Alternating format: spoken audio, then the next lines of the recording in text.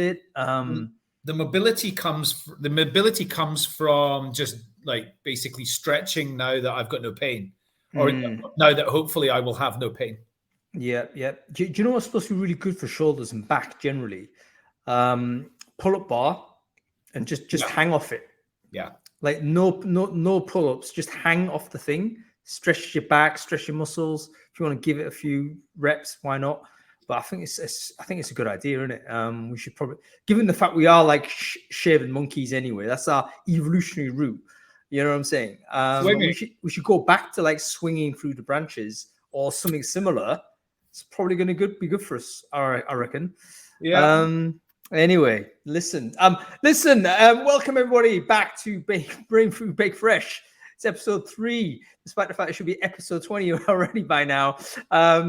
We were kind of singularly failed to actually launch this show, and it was just bad timing because essentially I went down with COVID, and then I had to travel a bit, and it was like, it's not happening properly.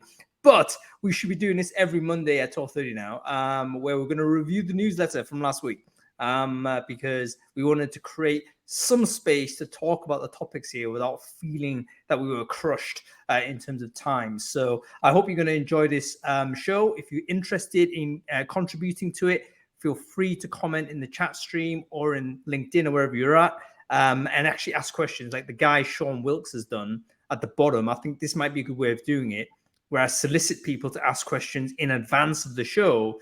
Then we can actually talk about them, because, you know, it could well be that you've read something on the newsletter yesterday or this morning or whatever, and you think, hang on, that's interesting, but, you know, I'd like to pitch this in and then have a chat. So yeah, anyway, let's dive straight into it. I think everyone can hear me okay. I think people in Crowdcast can. And I am definitely live on LinkedIn. Let me just quickly check on LinkedIn, actually. Bear with me. I'm always with Adam Gordon for this, by the way. So welcome, Adam. Good to see you, sir. Thanks for having me. No worries. It was good to see you. Good to see you in person a few days ago. It was, wasn't it? I mean, as I said on the post, it's sort of because we're always on screen all the time. We chat all the time online. It's like quite rare to actually see in person. So it was really good to catch up. And I thought it was a great event as well. I really enjoyed how it was all laid on. It was great venue, obviously, and some quality chat as well. I always forget how dapper you are until I see you in person. Mate, I got that one blazer. That's it. Your t-shirt on as well. Yeah, listen, I need to get an entirely new wardrobe, not only because my body shape is like totally changed, but also I realize I need to refresh it. I mean, I haven't got any clothes since pre-COVID, right? So everything I've got is at least minimum 3 years old. And not only is it dated in terms of style, but it's also like it's been there for like 3 years, not being worn. So it's like it needs a bit of an air out. So anyway, yeah, I probably need a fashion makeover at some point. But anyway, let's get on with it. Let's talk about this, Adam. I don't know if you had the time to have a read through the newsletter. If so, man, pick out a few things. What was interesting, dude? Yeah. Well, look, I wasn't going to talk about the Twilio one because I thought I've got a tendency to say things in the wrong way occasionally, and okay. Not because I mean badly about it, but just because like there's been a couple of, I think it's just been, well, maybe just once, but I did say a couple of things which got people really mad. Do you remember that show about a year ago? I do, and I don't think it was that bad, but I think definitely we hovered into territory where people just got emotionally very committed. And that became difficult because once people have made that emotional commitment, there's almost like a no retreat scenario. So it's hard to de-escalate a situation where people are very committed to fight their corner. Yeah. So I totally get what you say. I don't think you're wrong. I mean, we talked about it afterwards as well, and Amy did as well. And there was I don't think it was any big deal. But yeah, it was not necessarily great TV. So we don't necessarily want that repeated. But I'm not saying that because I avoid these topics. It's actually because the honest truth is I did skim the Twilio one, and I didn't go into it in enough depth to have it as one of my like 5 things that I put down as ones to bring up. But Sean's brought it up. It's an important one, so let's bring it up. Twilio is the latest large tech company that's made redundancies. And in there, the CEO took the opportunity to include within the sort of public statement that Twilio is committed to being an anti-racist company. And I, having admittedly not read the whole thing in detail, I did wonder whether that was just this is a company that takes as policy, it takes every single time it communicates to the outside world, it includes that, regardless of the subject. That's going into the middle of the press release or the public statement. That's one thing. Second thing was, did they select some racist people to get rid of? I don't know. And then the third thing was, is this a slightly misplaced attempt to convey we are an extremely diverse company and we are very committed to being a diverse company, which is a bit different to like anti-racist. So what did you take from it? I thought that firstly the Twilio post, the CEO post, I thought the tone was bang on. I thought he addressed that tone sort of tonally. It was actually right, and even the paragraph that caused the kerfuffle online, I thought that was handled very well as well. It's like fairly innocuous sounding paragraph, but the reason why I kind of included it into the conversation is because it basically triggered a lot of backlash, because it essentially implied that your racial identity or your ethnic identity would be a factor in whether you were made redundant or not. That was the implication. So it wasn't an explicit statement, it was an implication. And it was like, okay, what does that mean exactly? I mean, if we take the implication to be true, and we don't know whether that's true or policy, it's just reading it and people have interpreted it to be possibly the case, it would straight away be illegal in a lot of countries. It would not be legal in the UK to do that, because secondly, there's an ethical issue. Like, for instance, let's say you're committed to diversity. I think most people watching this probably are, recruitment, HR, generally speaking, are all pretty much aligned in this space. However, it kind of opens up a little bit of a view whereby you say, look, if you're trying to achieve a diverse workforce, can you use redundancy to get there? And that kind of leads us into quite an uncomfortable situation, doesn't it? Because let's say I'm hiring, I mean, it could be any sort of strata of diversity, but let's say I'm hiring, I need to achieve 50% men, women, let's say, in my department. I haven't got there. I've got like 20% women. I've got 80% men. The redundancies come in. Does that mean that, I start firing all the blokes to get me back to parity to 50-50? Would that be fair or not? I think most people would say absolutely not. Redundancy should be made based on criteria such as business criteria is the number one and possibly the only reason why you would do that. And you would never factor in the identity of the person. So anyway, illegal in many countries. I think UK and most of Europe, you would not be able to do this. But in the US, we don't know whether that's actually true or not. I don't know sort of the laws. I don't know the employment law in different states as well. But it kicked off enough of a controversy that I thought it's worthy to include, because it's interesting where we go. If we go down a route of, look, we need to have diversity needs to be fixed into the company. But is every mechanism to be used that way? It's like that's uncomfortable ethically, I think, which is brain food.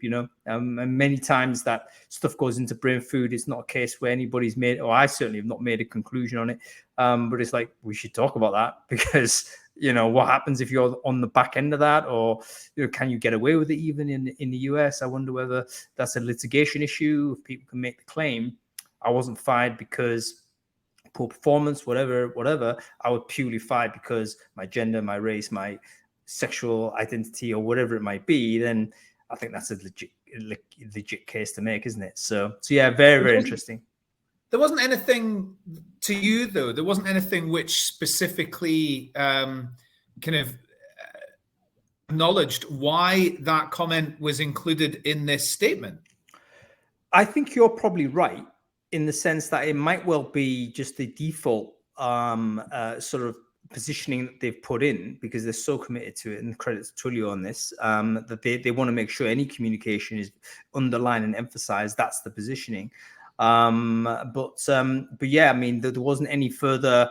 And I haven't followed up on the story. It's still quite new, so I'm not sure whether anything's been made apparent going forward. But you know, there is. It reminds me a little bit. I'll share the link into the chat stream there. Go and have a read of it yourself. And as I say, totally, I thought totally innocuous. Had there not been an online kind of a kerfuffle on it, I probably wouldn't have noticed it. But since there was, it's worth looking at. It reminds me a little bit of that case where IBM tried to essentially get a younger workforce, and they actually got done for ageism for a similar idea. So in other words, they thought too many older workers died in the world, you know, all the classic stereotypes, and they thought, right, we just got to get rid of them. So we'll do some sort of redundancy package, not really talk about it explicitly, but then they saw through the private messages between CHROs and the really senior people talking about getting rid of the dinosaurs and all this type of stuff. Obviously, you know, that was a litigation case. IBM lost it. So it reminds me a little bit like this, where there's an objective, right? So the company wants to go to a place demographically, they want to get there to a certain kind of position. And most people actually watching this, you tell me, folks, I mean, is that an objective that you have in your business, implicitly or explicitly? You want to get to a certain place demographically with your company. And sometimes crises might be used as opportunities to get there. And it's like, okay, is that actually right? Worth talking about. So, I mean, I certainly think it needs to be an objective. If you don't already have like good diversity in your workforce, it has to be an active objective. But there's probably more organic ways of doing it than, oh, it's redundancy time, let's get rid of like all the males and you know, to make our numbers look better. I don't know. Well, yeah, that's it. I mean, it's part of why I've got fundamentally a discomfiture with things like quotas, because ultimately you'll manage to the numbers. I mean, that's the facts. If you reward people, the RAF actually had a really interesting case very recently, where I think they wanted to have a certain pipeline. So they were measured on terms of pipeline with regards to diversity into the RAF. They weren't hitting their numbers for a particular moment. And then they decided to just freeze recruitment in order to make the numbers look better. And it was like, that's where kind of the measurement becomes kind of overwhelms the point of the measure, if you like. Because the purpose of the measurement is to actually get a more equitable outcome. But what it's done is actually cause a perverse behavior where actually you've stopped recruiting legitimately good people, which you need to do, by the way. RAF struggling to recruit anybody else. But you've frozen the recruiting in order to basically report up to management and say, yeah, my percentage of, you know, is looking like this. So yeah, very, very interesting how all of that plays out. Sean's added another comment on there, which is absolutely correct. You know, when you're communicating issues that impact your workforce, you need to be more nuanced. Yeah, they needed to be a bit more specific about why they were saying that, because it did appear to, like, the worst case scenario is we've got rid of a bunch of racists. Right? No one's saying racists were part of the company. That was not the issue. No, but it was linked though. It wasn't in any way. It needed to be more nuanced. I agree with Sean's point. You know what? It was a tough one. Like I say, I think that was the standard CEO communication. I thought it was actually well. The tone is there. Again, people can read it on the chat yourself. I think that basically maybe in the States, this is all happening in the US. By the way, like I say, I don't think any CEO in the UK could get away with that. So it wouldn't emerge as a problem. But in the States, I think it's obviously very more sensitive in these spaces. And there is a backlash against a lot of these, affirmative action and so on. So, which again is not precisely how we do things in the UK. I don't think it's a case of you can, we've got different types of ways to try and get to a more equitable outcome rather than precisely that. So yeah, absolutely need loads of nuance. Debbie, thanks for your comment there. Hopefully we'll dive into that at some point, but let's move on to the next point. Yeah, Debbie's point as well.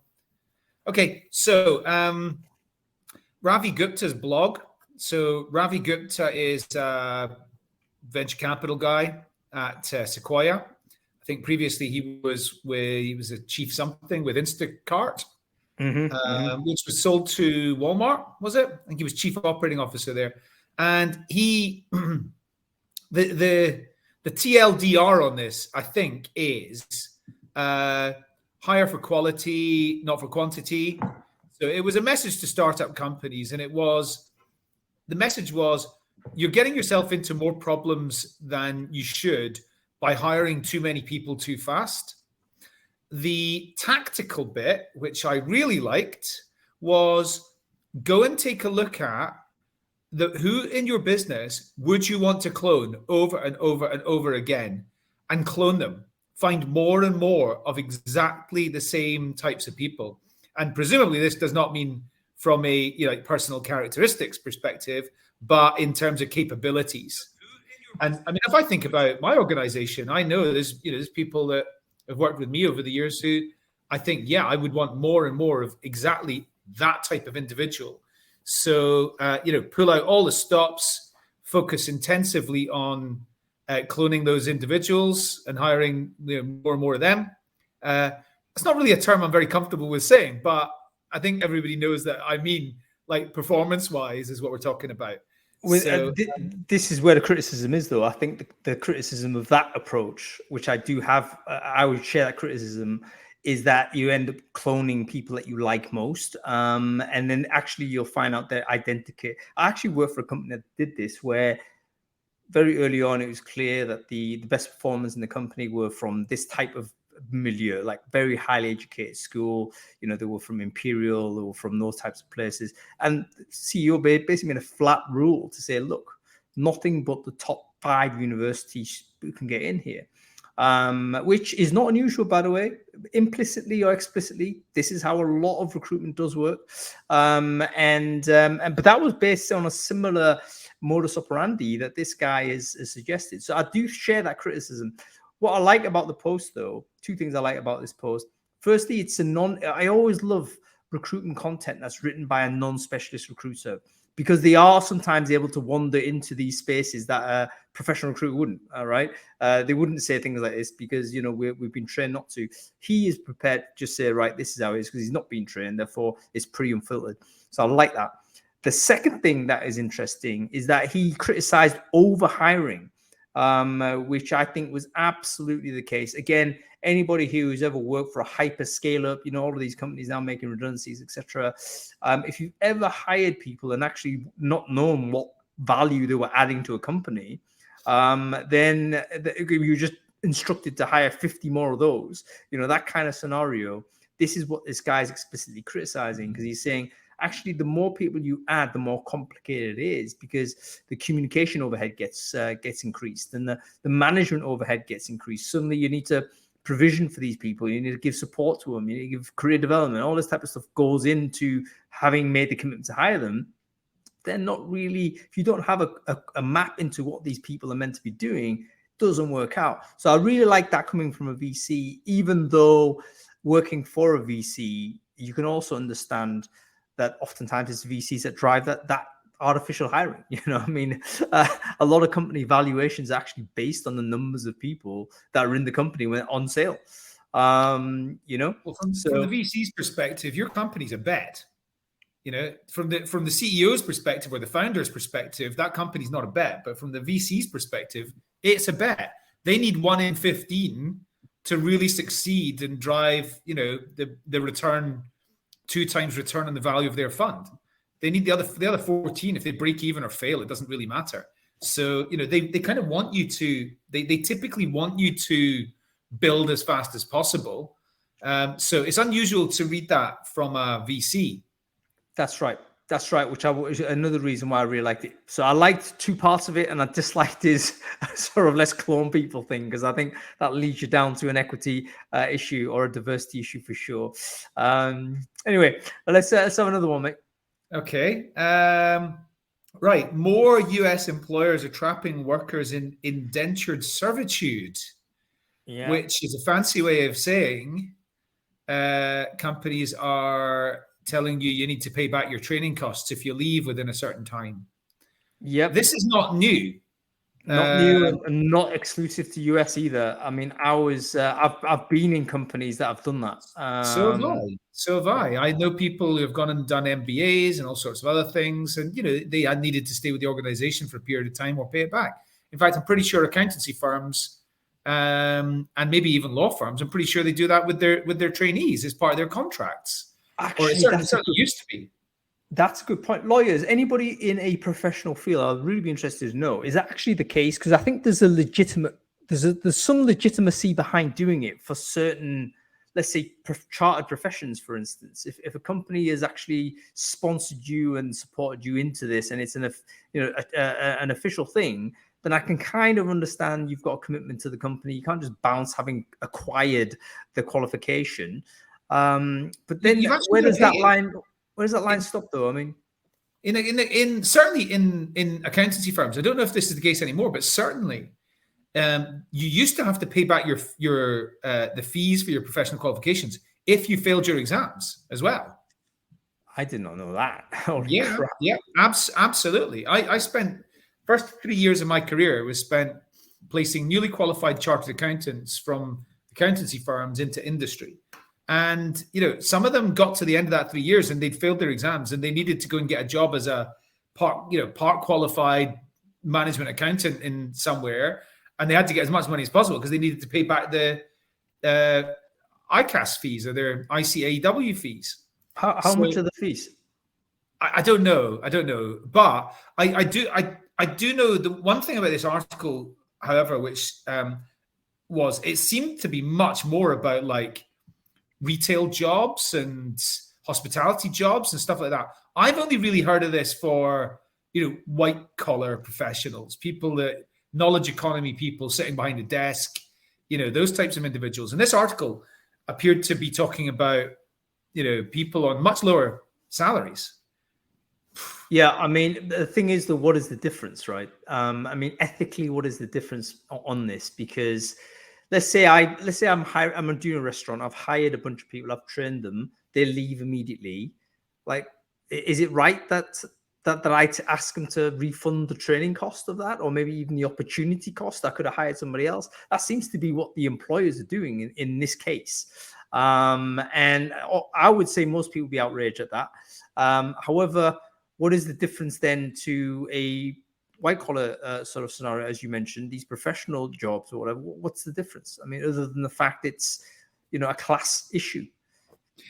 Yeah, I mean, I wonder if there should be a distinction between jobs that are like careers versus jobs that are people who are earning money to pay their bills. I don't know whether that's what I've said. I'm probably going to get in a lot of hot water from people for the words that I've just used there.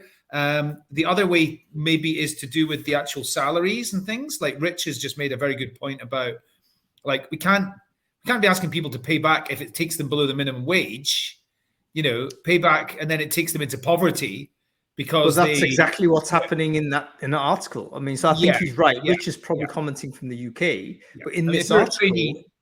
If you're a trainee accountant on 40 grand a year and you got to pay back $4,000 for your, last year's fees because you left the organization or whatever, it's probably not going to take you into poverty.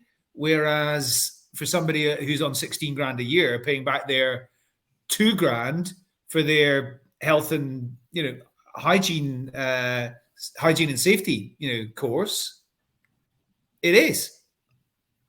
Honestly, I don't know how to think about this one. I don't know how to think about it, folks. It's like, if you're an employer, like I would say, you might be justifiably outraged that people leave your company having you spent time to train them and all the rest of it. And you felt that they're using that, your company as a training ground to go elsewhere to a higher pay competitor. I think that's a legitimate and fair criticism, concern, should I say. But at the same time, you find yourself in a scenario where you are hiring people that are, barely qualified. You've put in minimal amount of time, and these people that now have literally indentured, like they can't leave because they've taken that thing on. And it was like, yeah, that's tough. I don't know where that line is. I mean, my siding is always with the employee, but I've also seen scenarios, and I can imagine scenarios where people have identified a company that's got great training background and just like, right, I'm taking training, I'm out. And how do we sort that out? Is there a clawback or something? I don't know. One of the reasons I find this so interesting is because I think we need to try and maintain an even relationship between the employer and the employee. And of course, over the last couple of years, the relationship has favored the employee. And that's why so many people have quit their jobs. They've gone and done whatever they like. They've demanded massive pay rises. And, employers have had to really bend over backwards to try and keep people. And then we're now moving into probably a slightly different scenario where employers are going to have a little bit more of the control on the basis that we've got a cost of living crisis. And, there's a variety of other things happening where IR35, interestingly, is something we should cover. I forgot to write that down here. But, there's if we can try and have like a reasonably even relationship in terms of commitment between employee and employer, then that's a good scenario. And I think employees taking the training and then leaving is... The solution is quite simple. I think that what you need to do is to have a conversation with the employee on hire to say, look, do you want this training course? Yes, no. And if so, great, we'll train you to do it. But if you leave within the condition of you being given this training is that if you leave within 12 months, you need to pay back a percentage of this effort. Whereas you can maybe refuse that training, let's say. So it needs to be explicit on the contract, I guess. Doesn't that then solve the problem? By the way, Sophie and LinkedIn, I totally get what you're saying.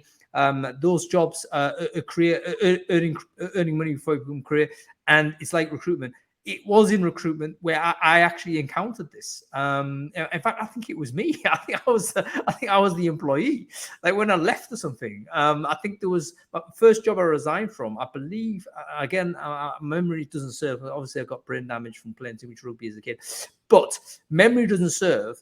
However, I do recall a conversation where there was some sort of clawback conversation. I dismissed it. I said, "Yeah, come at me," and they didn't follow it up. But there was a little bit of an attempt to say, right, actually, you owe me this.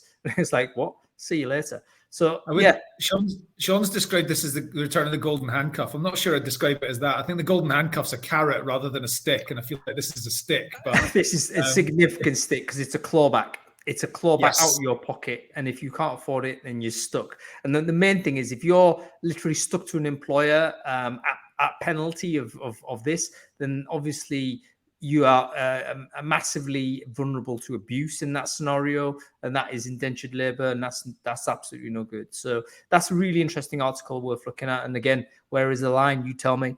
Okay, give us another one. The Dummy's Guide to How UpWork Works. Yep. I feel like I'm still a dummy because I've read it and I wasn't entirely sure of the terminology. So when they say client, I think they mean employer, but I'm not 100%. That's the buyer. So that's the employer, right? Okay. So for the contractor, they pay to UpWork 20% of the first $5,000 they make from the lifetime earnings from an individual organization. So that gives you an incentive to continue to work for the same organization because it drops to 10% for the next $9,500, and then it drops to 5% for everything after that. So actually, that's pretty good. But if you're going from one organization to another, like constantly, and you're regularly paying at that 20% level, then you're giving away quite a lot to the platform. I really like that design though. I think that's really clever because it motivates the UpWorker to do a great job to that customer, particularly if there's forward earnings to be had. And so if you're looking at a long-term relationship, which I think a lot of people do, I mean, sometimes it's one-offs, but I've had a long-term relationship with an UpWorker. She's been brilliant for me for 5 years now. And I'm more than happy to continue working with her till whenever, So it's absolutely the case where this supports longevity. So the way it works is simply, it's a big sting up top, 20% on, was it first year earnings or something? Or first $5,000. Yeah, first $5,000, and then it just decreases over time. So if you keep supplying quality work to this person, then eventually, it will actually be much more profitable for you as a supplier. So, yeah. I guess it seems really fair to me. It reflects UpWork's value as well, because their value is up front, right? It's making the connection, and that happens once.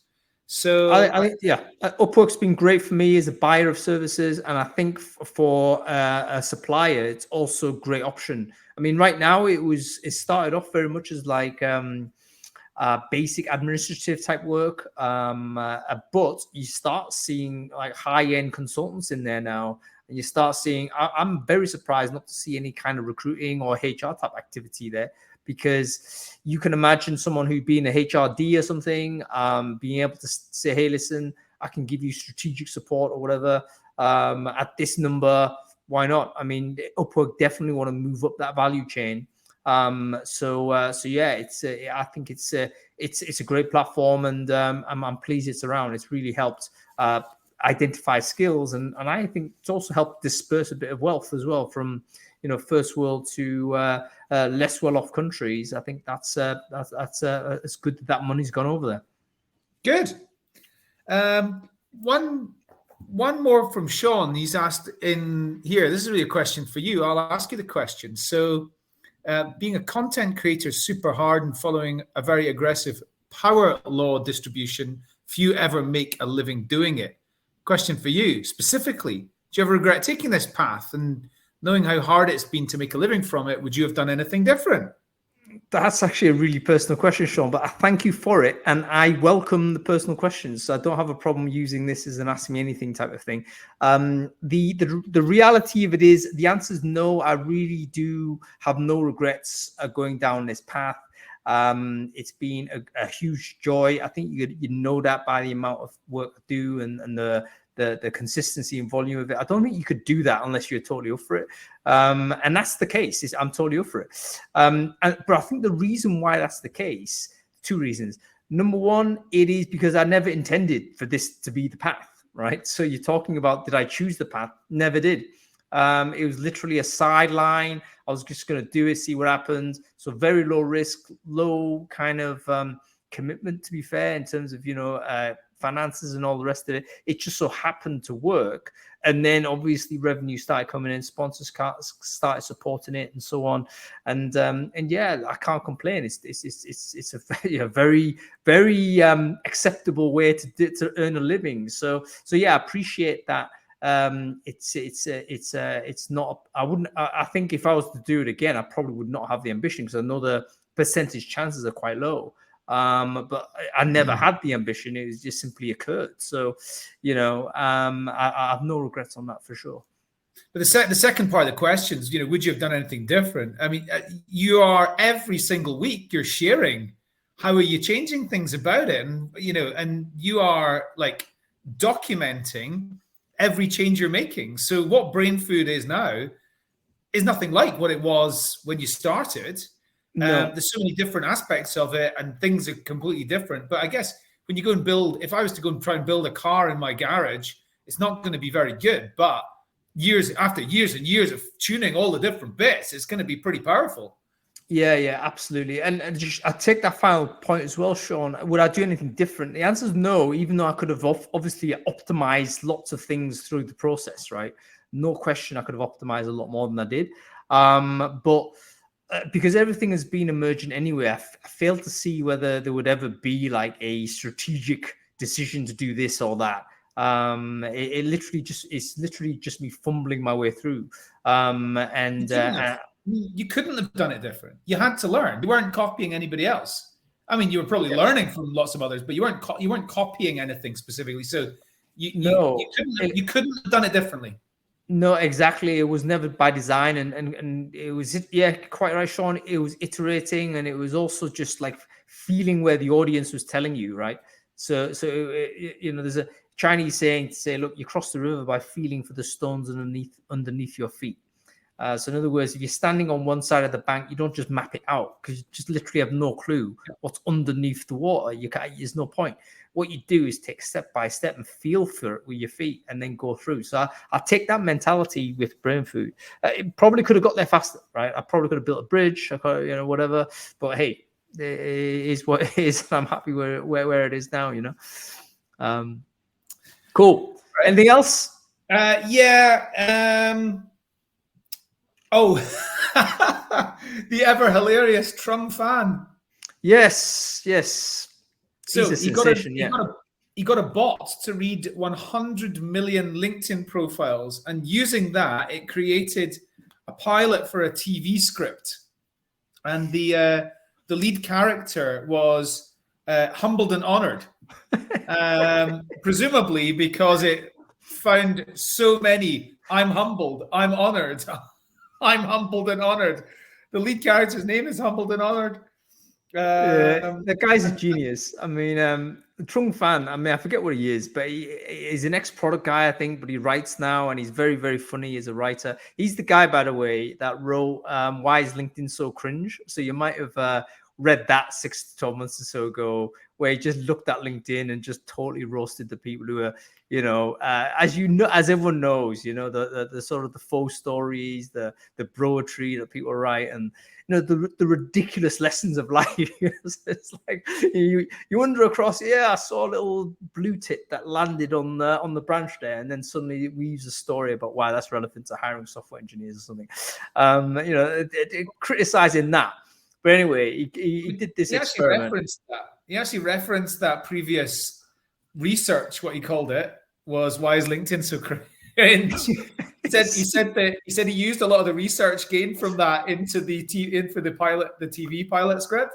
Yeah, very funny indeed. The recruiter worked for a company called Metapoogle Softmazen. Metapoogle Softmazen, which I think has been inspired by a number of other companies out there.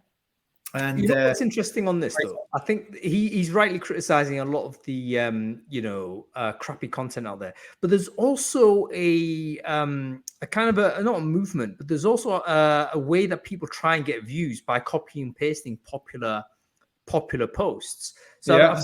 I've seen a few people who we know in our industry like actually call people out and saying, listen, you've just written that word for word and you've copied it on my post and you've copied it to try and get your own views, and they've called people out.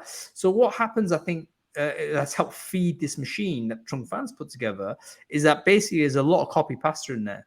I think there might even sometimes I can imagine a social media company actually maybe charging for this in some way. Maybe an UpWorker could charge for it to say, hey, listen, I'm going to write a viral post for you.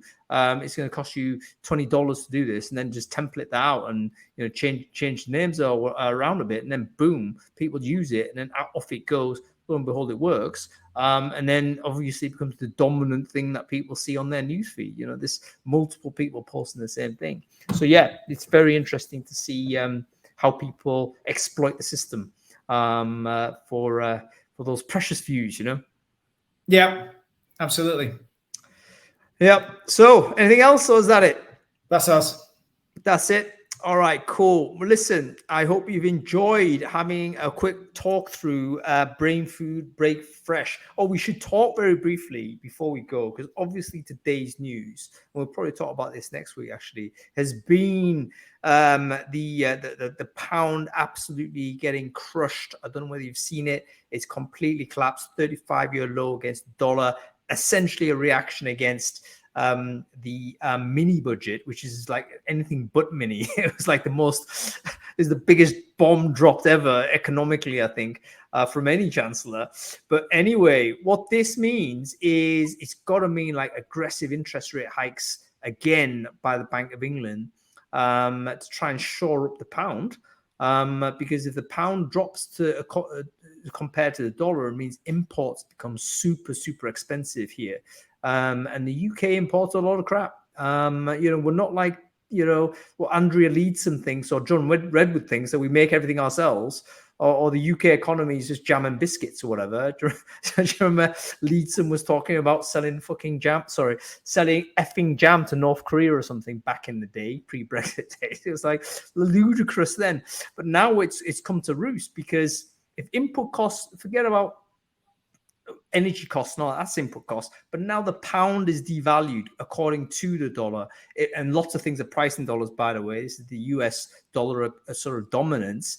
Is why a lot of people criticize the dominance of the USD, because essentially everyone has to follow what the Federal Reserve is doing. But if we lose value against the dollar, basically it means our input costs go up. That means business costs go up. That means it's going to bite into profits. It's going to hurt us in terms of employment, and it's going to bleed into consumer price increases as well. This on top of like mega price, like unfunded tax cuts as well. Yeah, interesting times. Hey. Yeah, I don't know. I haven't really seen that because I was at hospital this morning, but and then on here. But I'll go and take a look at that. That'll explain why I got a message from my wife about the price of certain stuff changing this morning, and that'll explain it. I've noticed. I mean, the pound has been weakening against the dollar like considerably over the last few months. And I know that because I've been looking at the potential of spending some time in America, and I've been looking at property and stuff like that. And wow, the exchange rate has come so close together; it's ridiculous. Yeah, we're going to be parity soon, and we'll probably drop below the dollar, which I think is going to be incredible. But the thing is, Bank of England is going to crank the rates up on our side as well, and then suddenly you're looking at increased mortgage rates. You're looking at a lot of people being defended. It will almost certainly get us into a recessionary type of scenario. So it'll be interesting times. I mean, I'd love. By the way, if you're an economist or anything like this, or you're interested in the economy, please get in touch, because I want to do more Brain Food lives on the economy. You're in it this week, actually, Adam. We're going to be talking about where the missing millions are in terms of the workers that should be around and they aren't. So we've got loads of interesting people there. We've got Tony Wilson from the Institute of, I think, Employment Studies. We've got Pavel Adrian, who is the Director of Labor Economics at Indeed. We've got Dr. Sarah Ali, who was a brilliant a couple of weeks ago. I don't know if you saw that. She's the head chief economist at Radancy. We've got Anita Lenting as well, who's a HR analyst and labor market person as well. So we've got lots of bright people. We're going to talk about why the candidate shortage, because in economies like this, where there are sort of redundancies, there are people getting let go. We should be employing less people, but no, there's still a candidate shortage. Why? Like, where are these people? Is it all immigrants? Is it all seasonal workers? Like, where are they? So we're going to be talking about all of this and seeing whether we can get a way out. So make sure you follow the channel for this, and make sure you register for the show on Friday. We're going to try and do this every week, by the way. Brain Food Bake Fresh, 12:30 to 1. And we're going to be talking about the newsletter that we sent on Sunday. So I'm tempted. I might shift it to Wednesday. I wonder whether it might give more people time to read it. So let me know in a comment below whether you think Monday or Wednesday is a better time to do a newsletter review. Right now, we've got it on Monday. It's called Bake Fresh because it's meant to be straight off the thing. If you haven't read it, by the way, please do feel free to take part in it and have a read. It's recruitingbrainfood.com. Subscribe to that. Okay, that's about it. Does Monday mean that it's actually half-baked? It's not half-baked. I mean, you've read it, I've read it. But to be fair, a lot of people do read it throughout the week, don't they? I mean, it's not like people like assiduously just devouring every bit of content. That's not the case. It might well be it's a better place in the middle of the week or something. I don't know. But yeah, I'm open for people to let me know what the best option there is. Can I just say one quick thing, just to go back 2 minutes about the new chancellor and the new prime minister? And I've got a feeling that this is the Conservative Party selecting the wrong Miliband is what's happened here. And history is going to prove that this has not been a good move for the Conservative Party. That's a possibility. For some reason, I'm very bullish about them, even though I think they are not great decision makers. But I think politically, they're quite smart. So even though, so in other words, if they tough it out, which I think they're just going to do, I mean, they've just got in, right? So apparently Conservative MPs are already writing letters of no confidence. I'm thinking, mate, if you're already not confident, why weren't you working harder to vote someone else in? It's like complete dysfunction. Like, it has to be dysfunction. You can't say anything other than if your PM has been in situ for 2 weeks and you're already saying, no, I've got no confidence in the PM, it's your party leader. Systemic dysfunction. I don't. I'd rather have Theresa May. No. Look, Yes. I'd rather have Boris. I'd rather have Boris. You can take. I'd rather have Jonathan Pye. You can take the job lot. You can take the job lot and get rid of them. Mark Goldbridge, the guy who does like YouTube and commentates on TV on football like a maniac. Get him in. Anybody. You could literally take a man off the street, man or woman. I'd take Fido the dog off the street, put him in number 10, and have him pick out of make choices out of eating different bowls of dog food. That is preferable than what we have right now in political leadership. We have a crisis in the system, folks. All right, listen, let's not continue this rant, otherwise we'll never get off. Everyone have a good lunch. We'll be back on Friday, so make sure you join us for that. Cheers. Bye.